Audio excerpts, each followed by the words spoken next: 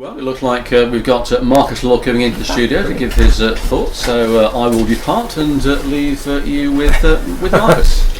I know, I've been handed the reins for a match. See how this one goes. I do. Marcus.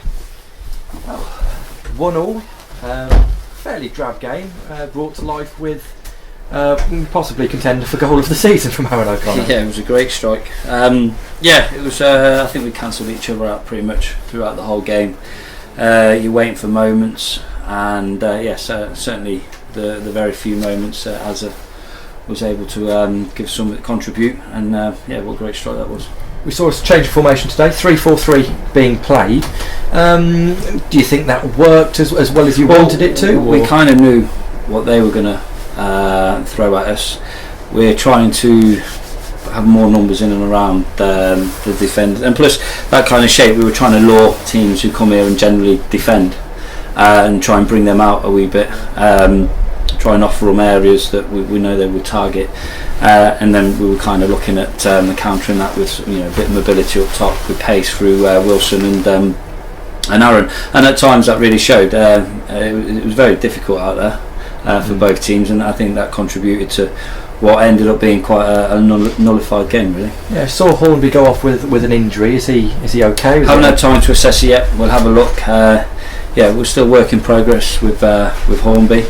Still trying to get him into the rounds of what non-league football brings. As I say, it's work in progress, and the lad's got talent. He's technically good. Just needs help with his decision making at the moment. And the only time that he needs help with the decision making is when he's out there and we can work with it. I mean, we said it's a fairly drab game, and there were a few moments to light the game up. This one that we're just about to see is from Hicks in the first half. Sort of a snapshot, really, but you can't blame him for trying a shot there, can you? I mean, if he's put it a little bit further to the left of the keeper, then he's coming from a deeper position. Like I said, we kind of knew the shape that they would be throwing at us, so we knew there would be opportunities that he would have coming late, because the way we were setting up and hoping that we were trying to exploit him behind the lad that would be up against 60, and there were few and far moments, and unfortunately we didn't take enough. We saw, as we said, Hornby go off. We saw Brighton then pushed more central with Jack Kelly coming onto the left. Is that something that we know Brighton can do more centrally, or was it sort of? It was purely. I mean, I could have put Mulligan in there and put Malone, but with the way the pitch was and Hawkins coming on, we needed legs, as many legs on there in certain areas, and we just felt, well, at the end of the day, James Brighton's been here for a year and a half now, and wherever we put him, he will give you everything, his body on the line stuff, and he did a job. He lost a bit of width. Jack is taking time to settle. A lad who was doing extremely well at Forest, and another lad just coming to terms with the non-league world and the non-league environment. Certainly a different style of football. We're just about to see Kings Lynn's free kick in the first half. It's actually not the free kick as such that was the talking point. It was the build up to the free kick. It was a counter attack by them, leaving Kettering exposed 4-on-1 at the back, albeit well dealt with defensively from the man back. I can't remember who it was. Yeah. I think if you actually broke it to the moment before that, we initially had the set piece, and then we've kind of then the second phase, the lads who would have been normally in the covering position have stepped onto the ball, and ultimately the delivery they give wasn't good enough, and ended up being in a counter. Yeah, it was sort of half and half, sort of Kings Lynn. Yeah, I mean, if you froze it at the time that it ended up being 4-1, you're wondering what's going on. But if you looked about 2-3 minutes earlier, you can see that the lads who were covering, they'd gambled by not following them, and it was then I can't remember who the player was ultimately who gave the ball away. Yeah, I mean, just after that, Rennie had a wonderful chance to open the score. I think that's what we've said. We saw him. You can see what he's trying to do. He's trying to open his foot up and put it into the far corner, isn't he? But well, to be fair, it looked a little bit harder than I initially remembered. The lad's threw himself. Yeah, he's got to get his body over the ball. At times he kind of had that a kind of free role in terms of we knew people were trying to look after him and sort of get physical with him, so we were like shifting him in different areas freely, knowing that it won't disturb our shape, certainly from attack to defence and vice versa, and it was moments like that. I think in the second half he had one just blocked literally before I think they got a corner on the back end of it.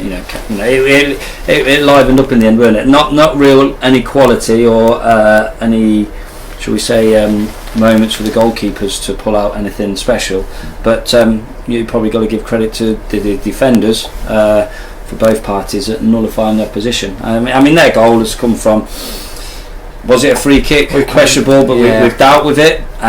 They've landed on the second ball, and to be fair, I've known Lee Stevens now for about 10-15 years, and the ball that he's put in, the reverse ball, is what it's all we can about. just see that if Ryan brings that up, that Kings Lynn goal. Yeah, you can see he's managed to fake his way past that one.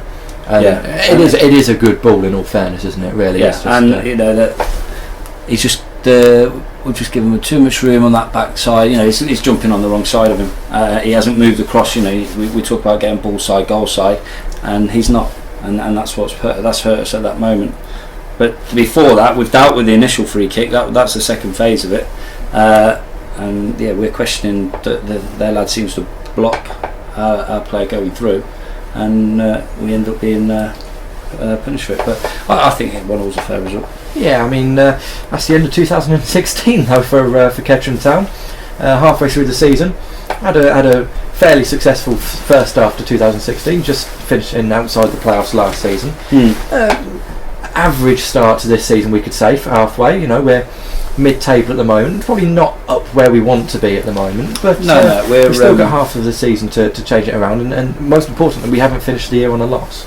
No, we've kind of broke it into chunks of 6 in games, and knowing that what point target we need. I think if you look over the next 5 fixtures, they're huge in terms of 3 of the top 6. We haven't been awfully that great against the top 6, which we need to rectify in them 3 games.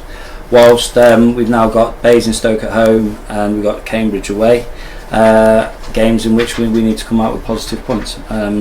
Boxing Day form book does generally go out the window and all that kind of stuff in non-league football, and I think both sets of lads for the level we're at, I think they were both committed, and I think you get games where both teams nullified each other. Probably it's one of the few games where we haven't had a horrendous 10 minutes where the game has gone totally out of sight, because we've had too many of them of late. Well, certainly this season.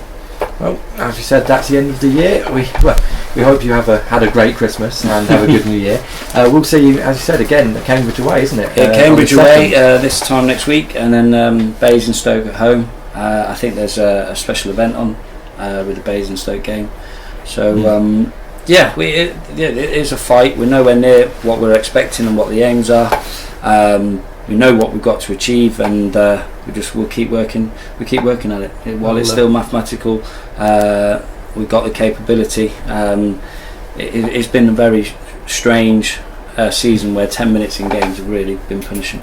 Well, we're hoping this time in 4 months we'll be saying that we're right back in the playoff push again. But for the time being, Marcus, thank you very much. Merry Christmas. And a good New Year. Thank you. Well, the thoughts of Marcus Law there after a 1-1 draw with Kings Lynn Town.